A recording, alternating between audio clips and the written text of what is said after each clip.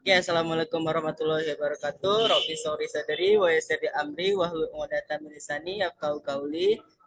Welcome to debate section today with the motion, this house would abolish primary and secondary school grades or year that group children based on age and instead group them by competency and intelligence with me, Muhammad Rahman, as the moderator.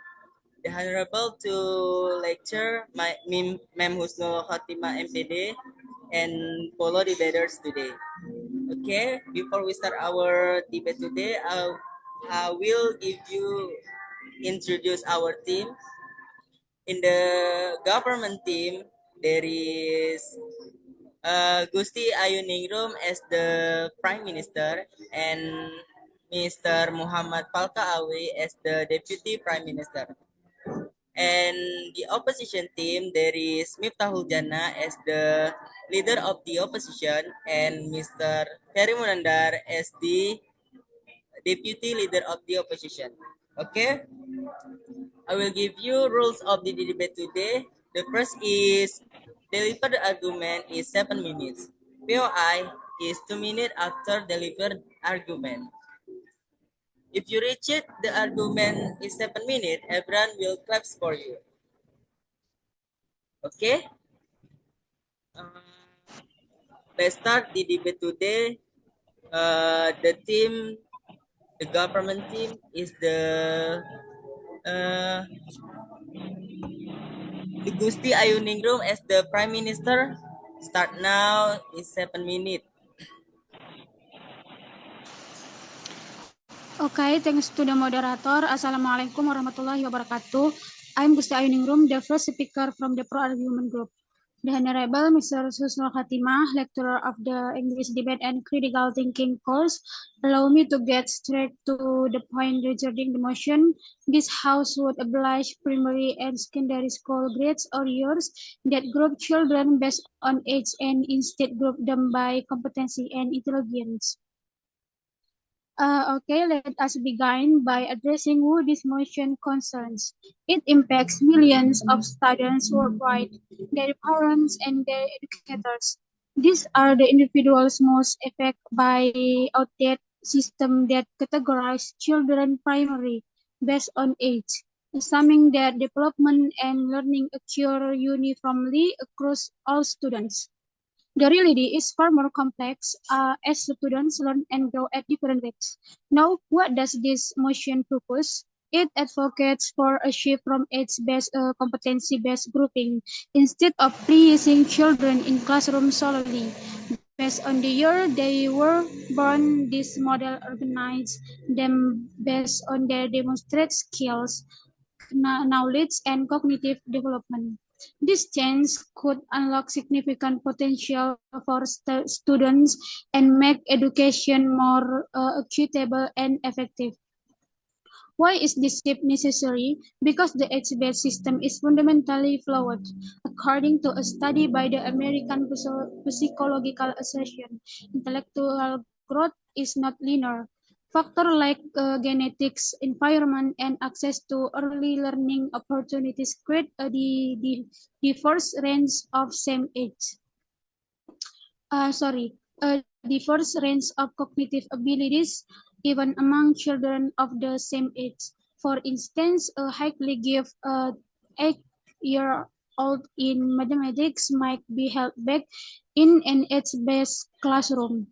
First, by relearn material they already understand. At the same time, another child in the same class may struggle with basic concept but receive no additional support. But students are undeserved. When do we when do we see the most significant impact of this problem? The answer is simple: from the very beginning of formal education. According to a report by UNESCO, age-based grouping contributes to gaps in learning outcomes as early as primary school. These gaps tend to widen over time, perpetuating a cycle of academic underachievement or disenchantment. It is a global challenge. Take the United States, for example, in a study by the National Bureau of Economic Research. Researchers found that students placed in competency-based learning program experience greater academic growth compared to those in traditional age-based system. Similarly, Finland, often lauded for its education system, has implemented flexible grouping methods that allow students to advance in subject at their own pace, contributing to their consistently high rankings in global assessment. Now let us address the how. How can we implement this new system effectively? The transition to competency-based grouping requires several key steps. First, robust assessment tools must be developed to measure students' ability as progress accurately. These tools should evaluate not just academic skills but also problem solving, creativity, and emotional intelligence. And second, educators need to be trained to manage classroom with diverse competency levels, emphasizing differentiate instruction. And third, schools must ensure flexible curricula that allow students to advance in subject uh, where they excel while receiving targeted support in areas where they struggle. The benefits of this shift are profound. Grouping students by competency enables personalized learning, ensuring no child is left behind or held back. A 2022 study in the Journal of Educational Psychology found this approach both students' engagement and achievement by up to 30%. And it also promotes collaboration among peers of similar intellectual levels, regardless of age.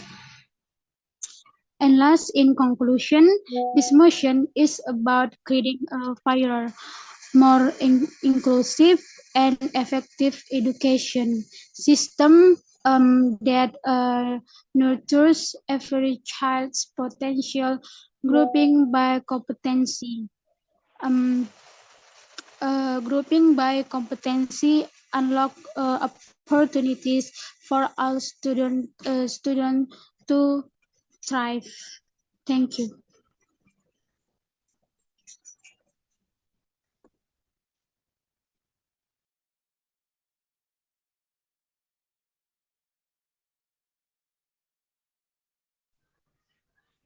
Okay, thank to Miss Gusti Ayu Ningrum.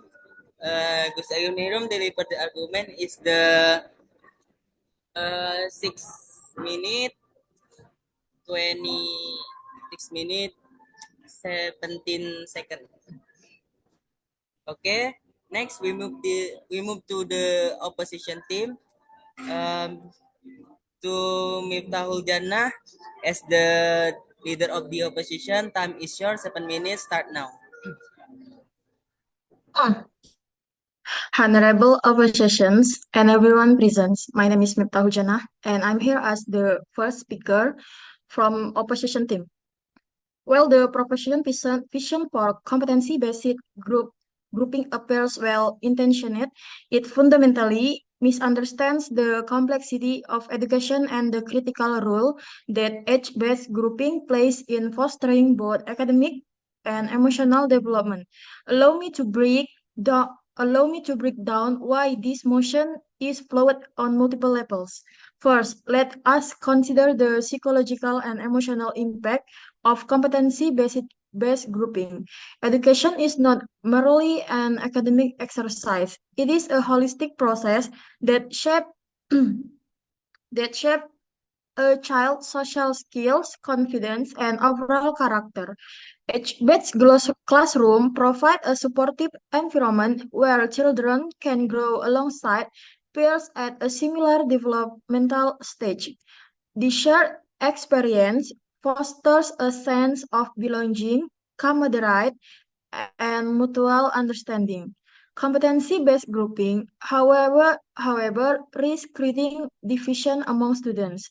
Imagine a classroom where students are sorted based on ability with higher achievement student grouped together and lower achieving student placed in separate group.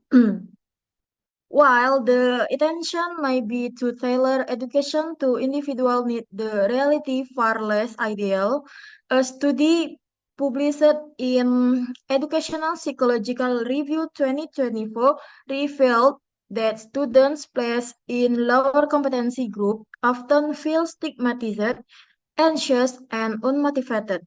The students the student internalize their placement as a reflection of their worth, leading to long-term psychological harm and a reduced likelihood of academic success. Furthermore, the system may also place undue pressure on high-performing students. Being grouped with peers of a similar or higher ability can create a competitive environment. Students might feel constant pressure to outperform others, which can lead to burnout, stress, and decline in overall well-being. Let us now address the practical challenge of implementing competency-based group. The system requires continuous assessment, student abilities, advanced training to teacher, and access to cutting-edge technology. These requirements are far beyond the are of many schools, particularly in independent or rural areas. For instance, a 2023 survey conducted by the National Center of Education Stats in United States found that 48% of public schools lack the technological infrastructure needed to support even basic online learning. How then can we expect the schools to adopt a highly complex and research-intensive competency-based system? In addition to logical barriers, competency-based grouping creates significant challenge for teachers. Education already faces immense workloads under the current system.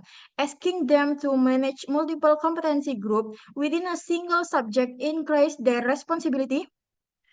Teachers will need to prepare individual lesson plans, track progress for each student, and provide personalized feedback while maintaining a productive and inclusive classroom environment. This level of expectation is unrealistic and risks compromising the quality of education. The proposition also fails to consider the role of peer interaction in learning. Each batch classroom allows students to learn from the support on another regulates individual ability levels. Collaborative activities, group qualitative, and peer mentorship are integral to learning process. This integration teach valuable life skills such as teamwork, empathy, and communication. Competency-based grouping by segregating students based on ability and risk creating an environment that prioritizes academic achievement over holistic development. In conclusion, the proposition motion is both concrete and determinal. While the idea of competency-based grouping might seem appealing in theory, its real-world implementation are far too damaging to justify its adoption. Let us focus on refining and improving the existing age-based system, which despite its flaws, provides a balanced and inclusive foundation for learning. Thank you.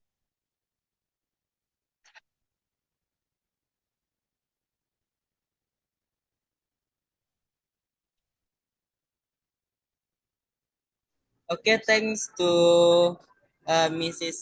Miftahul Jannah. Miftahul Jannah delivered the argument is the 6 minute 20 second. Okay. Next we move to we move the government team as the Deputy Prime Minister to Mr. Muhammad Falka Awi. Time is yours. 7 minutes. Start now. Oke, Assalamualaikum warahmatullahi wabarakatuh. I am as a Deputy Prime Minister. Thank to my partner for your insightful point on why your PTC-based grouping necessary. Now I will expand on the long-term application of the system that address some of concerns raised by opposition. Okay, let us start by focusing on the key of benefit competency-based education. Offers students in terms of learning progression. We have seen that traditional egg-based schooling assumes all children in speech age group are at the same developmental. The group are at the same I'm sorry, we have ulang bang. Aku punya ini baca selengkapnya itu nggak bisa dia. Sorry. Udah harusnya belum. Ya. Okay, next. Okay, next we move the government team as the deputy leader of the opposition to Mr. Muhammad Fakawi. Time is your 7 minutes. Start now. Okay. Assalamualaikum warahmatullahi wabarakatuh. My name is Muhammad Fakawi. I am as a deputy prime minister. Thank you to my partner for your insightful point on why your competency-based grouping is necessary now. Okay, now I will expand on the long-term advantages of this system and address some of the concerns raised by the opposition. Okay, let us start by focusing on the key of benefit that competency-based education offer to students in terms of learning progression. Okay, we have that traditional egg-based schooling assume all children in a specific age group are at the same developmental stage and learn in the same way. However, this far from the true children by their learning style, their body abilities, and their interests vary significantly. This kind of point are the current system of force them into a rigid structure which often fail to meet their diverse needs. So, competency-based grouping allows students to progress through an educational system at their own pace.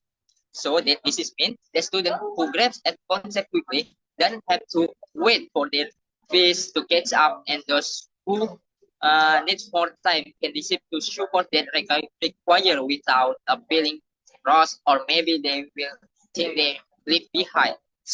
The studies show that student who progress at their own pace tend from perform better overall. I will give you for example, example research conducted by the Gil Emilitas Gate Foundation in 2021 found that students in personalized competency-based program outperform their peers in traditional system, both academic achievement and their engagement. Additionally, competition-based systems are inherently more flexible, that's providing students that's opportunity to engage the broader range of learning method. For instance, students who struggle in traditional classroom settings can benefit from their addictive technology that adjusts content to their individual learning speeds. Maybe there's individual and different, maybe just have some speed, maybe, or maybe you just their style, just like a tool like Khan Academy and Duolingo. They are a prime example of how technology can be used effectively and to personalize learning. Okay, now let's consider the long term of benefit for society as a whole. By us allowing to students to master skill before they're moving on to more expert material, we are creating a good generation of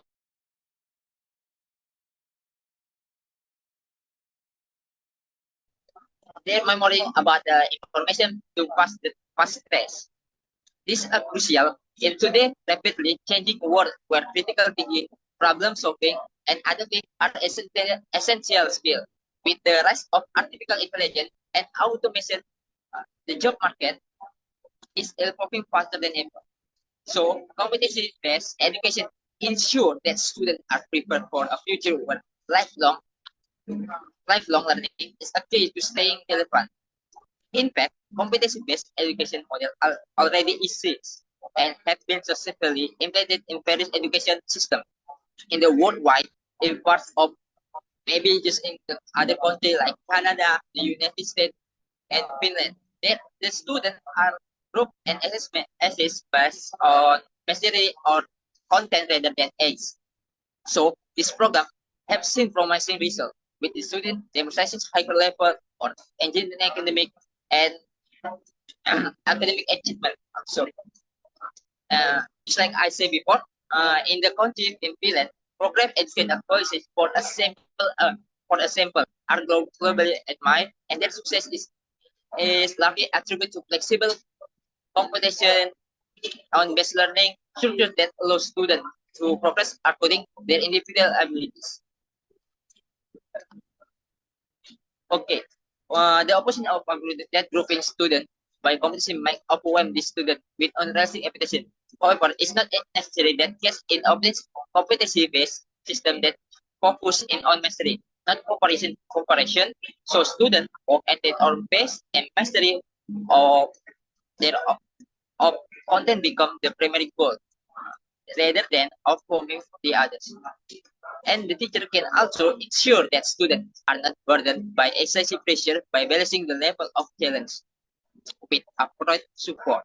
Maybe, or moreover, the flexibility of the system means that high-performing students can explore area interest that are outside the prescribed curriculum, leading the deeper and more personalized learning experience.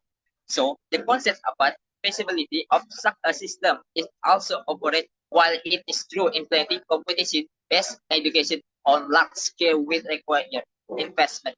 So the long-term benefit far outweigh the initial cost. The technology and digital tools are already playing a critical role maybe in modernizing education.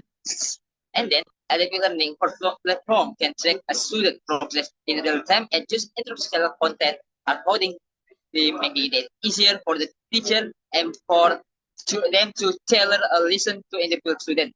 For example, like I have seen like Dreambox and Smart Sparrow already being used in school to provide personalized learning experience for students. This tool can be into competition-based framework and reducing the strain of the teacher and allowing them on the focus on supporting students in area where they most help. Okay, that's all I want to say. Thank you.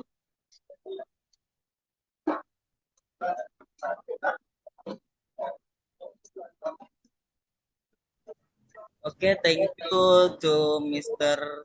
Muhammad Falkawi. You speak time by the 60 minutes, 40 seconds. Okay, next. And now we move the opposition team. There is Ferry Munandar as the deputy leader of the opposition. To Mr. Ferry Munandar, time is yours. Start now, 7 minutes.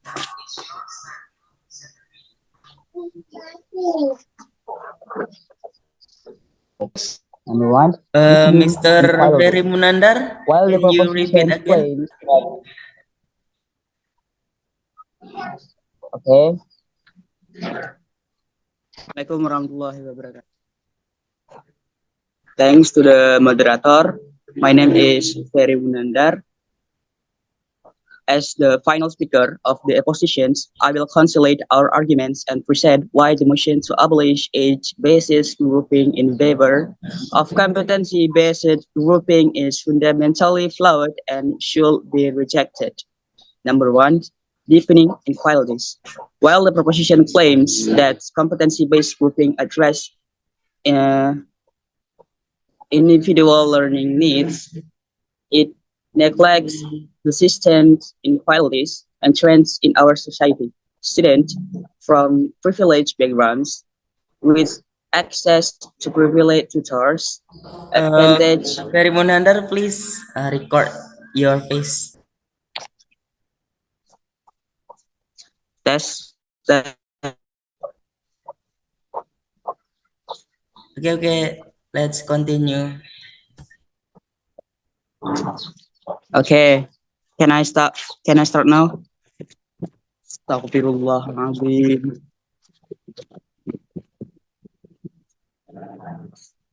Okay. Okay, let's continue.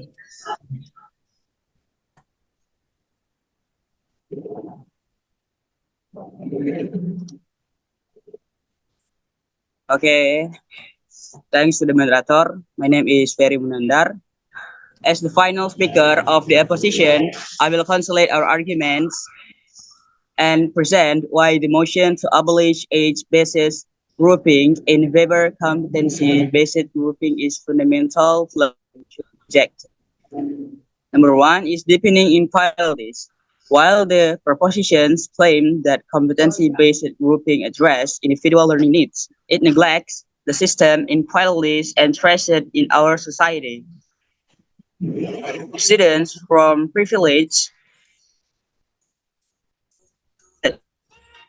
learning homes are like to dominate higher competency groups.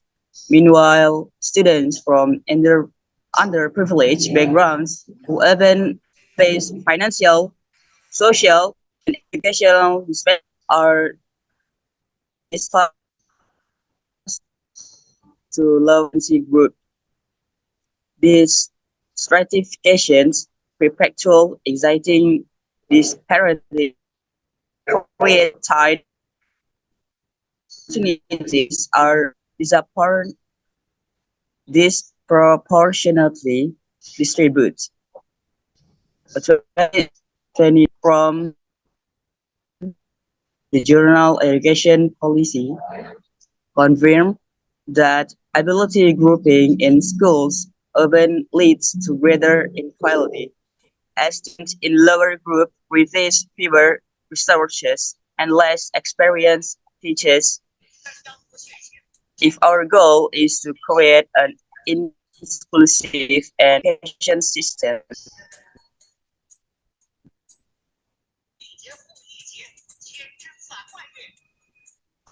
competency-based study and academic pursuit. It is a holistic process Masukin dia, nggak to terikop. nurture social and economic growth. Current age-based system allows students to interact with peers of similar maturity, forming friendship and developing essential social skills. Competency-based grouping, however, risks isolating students.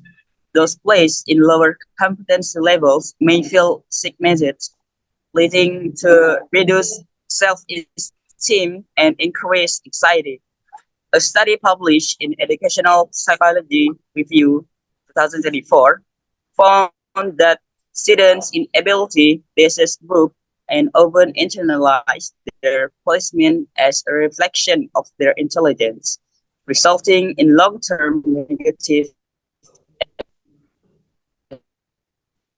Sih ya. Berhenti kan?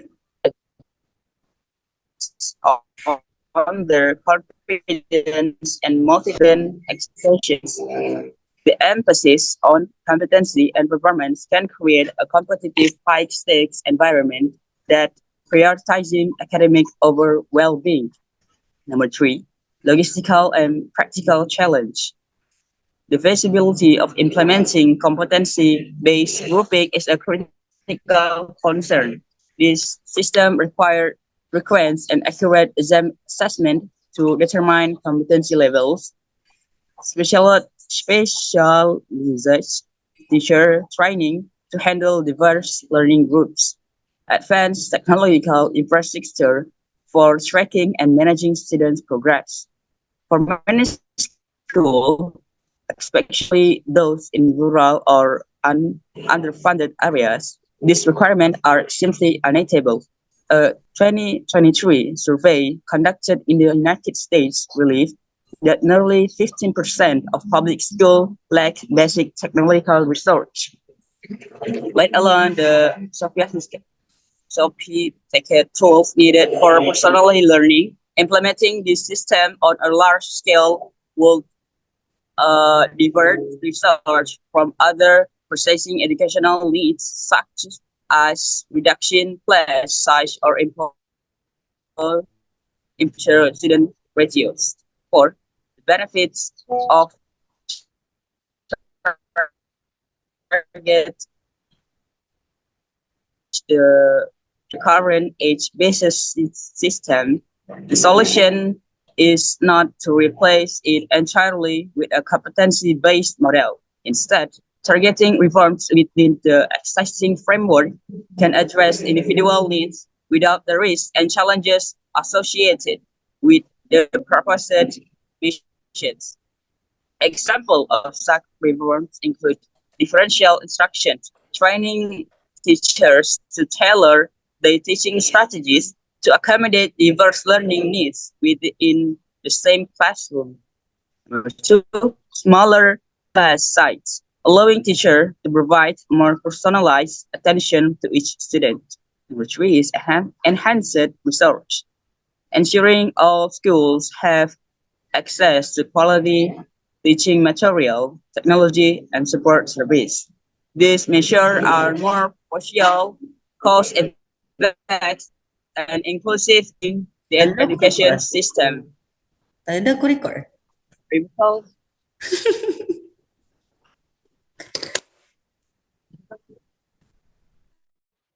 I think that's all for me.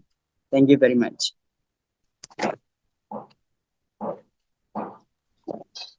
Okay, thank you to Mr. Ferry Munandar. Mr. Ferry Munandar, the argument is the 6 minute 5 second. Okay.